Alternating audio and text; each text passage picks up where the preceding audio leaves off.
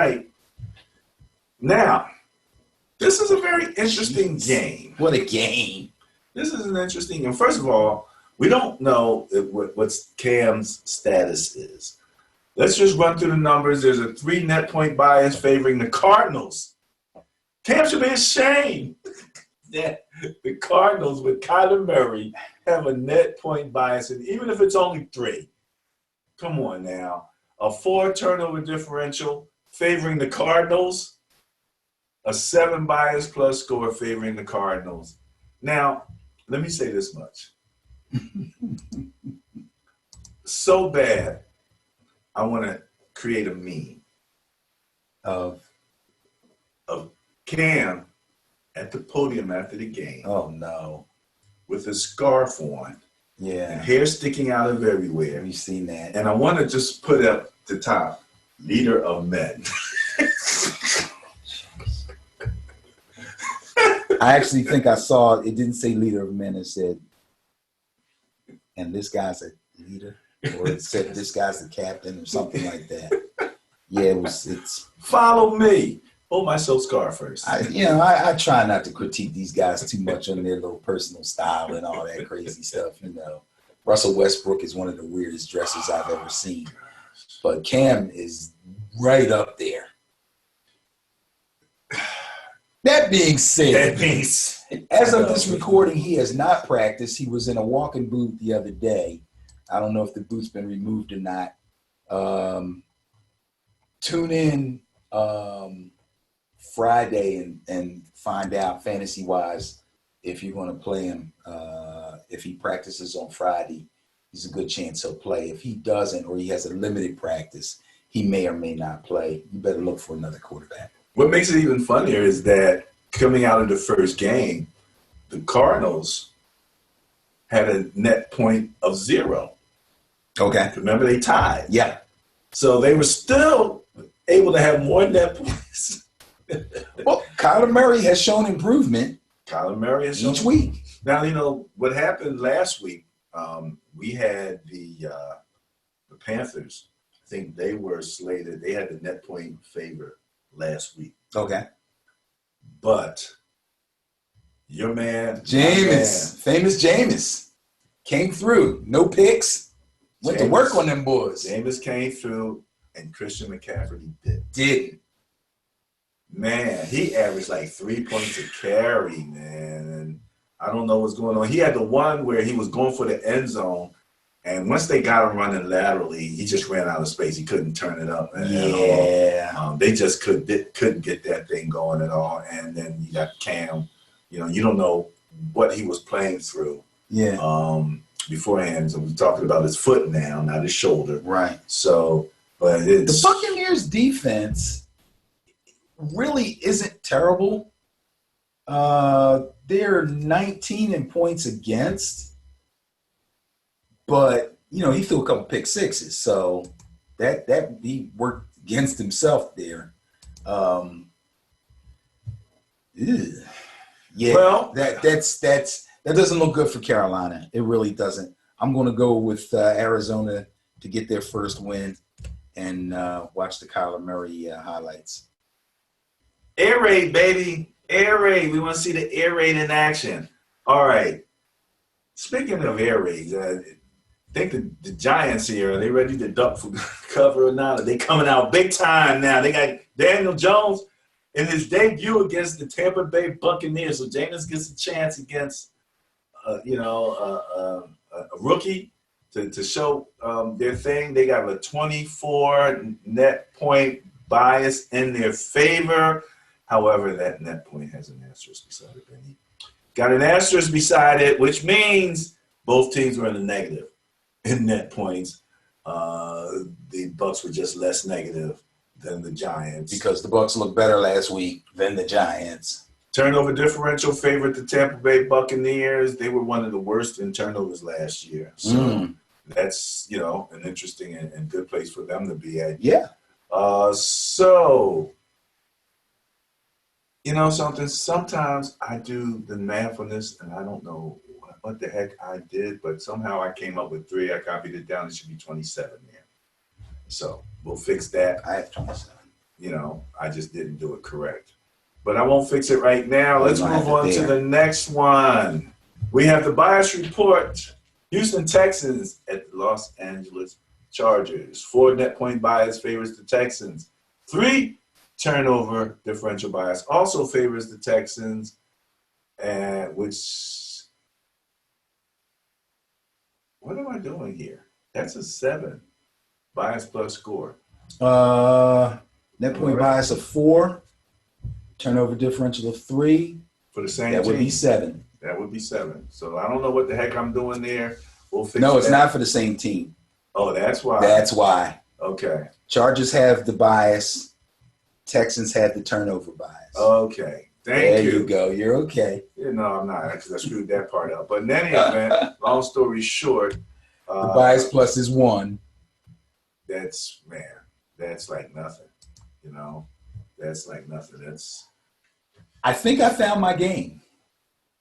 I'm going to go against the bias. The Houston Yeah. game? I think I found my game. I'm going to go against the bias. So let me reread this again. Oh, okay. Go ahead. So the Chargers have a net point bias of 4 in their favor. That is correct. The Texans have the turnover differential bias of 3 That is in correct. their favor, leaving the bias plus score favoring the Chargers with a score of 1. So that's close, and you're saying you're liking. I'm liking the Houston Texans in this game. Yes. Number 1, the bias plus is only 1. And the Chargers have not played convincingly enough for me. I like the Chargers. I really do, offensively.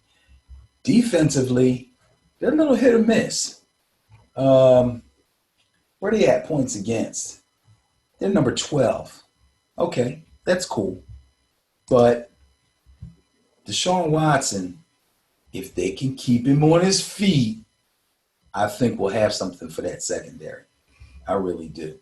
And the Houston run game has turned out to be far better than I expected it to be. Before Lamar Miller got hurt, I wasn't really looking for much out of him. Then he gets hurt. They have to make moves. They bring in Duke Johnson. Right. Kind of proclaim him as the starter. And then all of a sudden, bing, bang, bong, Carlos Hyde lands in their laps. And he has now overtaken Duke Johnson as the starting running back. I like him. Well, I like him. A former Niner. Anytime you have a former Niner, I love to give them props on that. They have, and I'm trying to pull it up real quick, the guy who replaced at defensive end, that replaced Clowney. Okay. He had a good game. Did he? Yes, he did. Okay, cool. They're getting pressure from that side of the field, and that's a bit of a surprise. I don't think that people were expecting, anything. That got to step right in. Yeah, and get that done. Mm-hmm. So, is it Merciless? Is that his name? He was already on the team. Wait, he was D tackle. They moved him to end? They might have. I could be wrong. I'm sorry. I'm pretty sure Merciless was already on the team. We'll get that, but I'll figure that out. Okay. Well, that's a good thing. Yeah, he's a veteran player. He's good. Yeah. So they are getting pressure. I remember that part of it. So that was a bit of a surprise. Let's move on. All right. Yes. Let's move on. Niners, Pittsburgh. Woo! Pittsburgh's coming to Levi Stadium to meet up with the Niners, who have a 70 net point bias in their favor, a 2 turnover differential bias in their favor. That's giving them a 72 bias plus score of 72, favoring the San Francisco 49ers, who showed up with the power run game. Yes. With even by committee, down to the third running back, running it down. They ran it down the Bengals' throats last week, even when they were up big, and the Bengals knew they had, that was what they were going to do for the most part. Still couldn't stop it. Now, Big Ben, Roethlisberger is out. Done. Okay. Their backup. You know about him?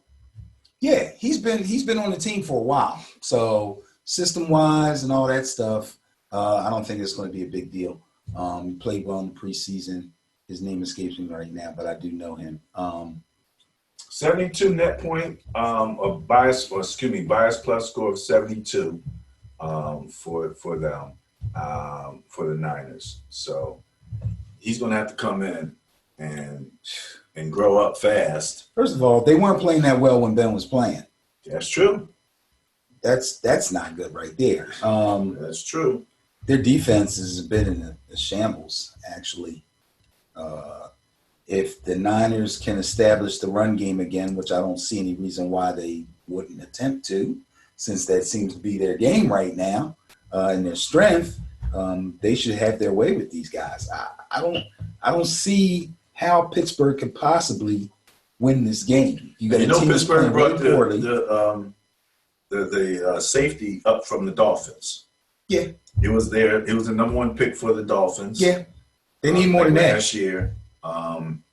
And so he's going to start. He's going to play, brother. He should. He's good. He's going to play. Yeah. He's good. So what did you think when you found out that they traded number one draft picks to bring this safety on board with the Steelers after Roethlisberger was out? I mean, to me, that just added up to the Steelers saying, we still think we can be competitive this year, or in order to be competitive, what we want to do is shore up our defense. Shut people down, shore up the defense.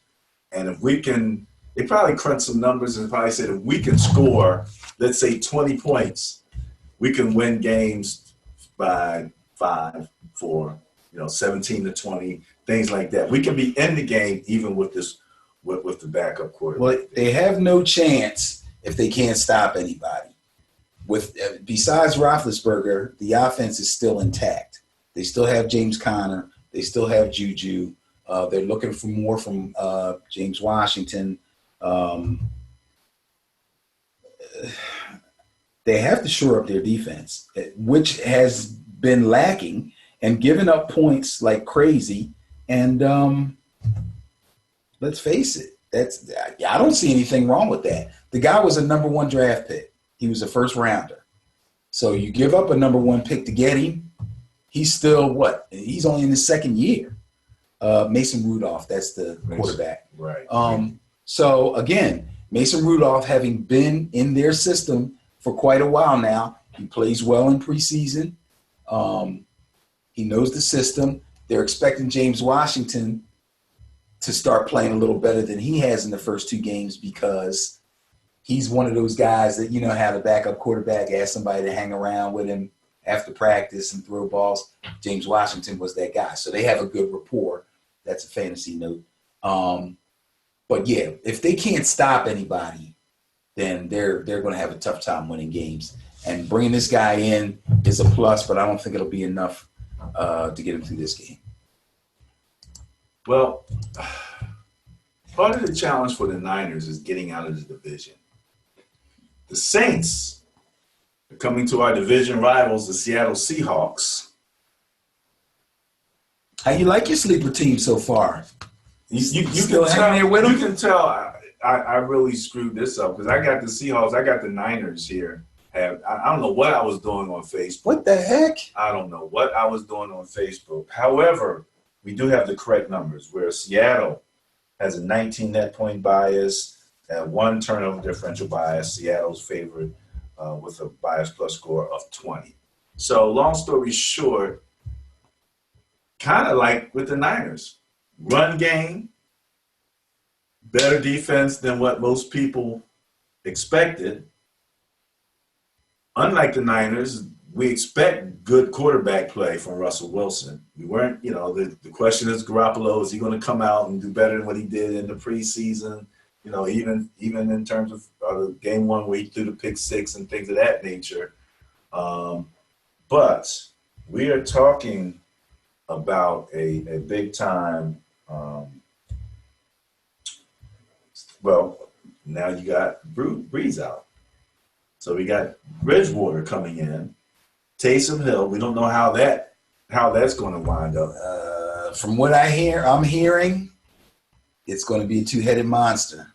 Now, I'm real interested to see what kind of package they put in for Taysom Hill, but supposedly both of them are going to play. And the old adage is, if you got two quarterbacks, you don't have any. So we'll see about that. Well, but they worked it well with Breeze in there with Taysom Hill. Different. That's a whole different thing. Well, you got two quarterbacks. That's a whole different thing. He's not just going to come in just to run Wildcat stuff now. He's going to really play quarterback. He's going to have to really play quarterback. The threat of him doing something crazy and then coming back with Breeze, that's gone now. He come in, do something crazy, and they come back with Bridgewater, and it's like, oh. If he's going to be their quarterback in the future, which is what they claim, now's the time.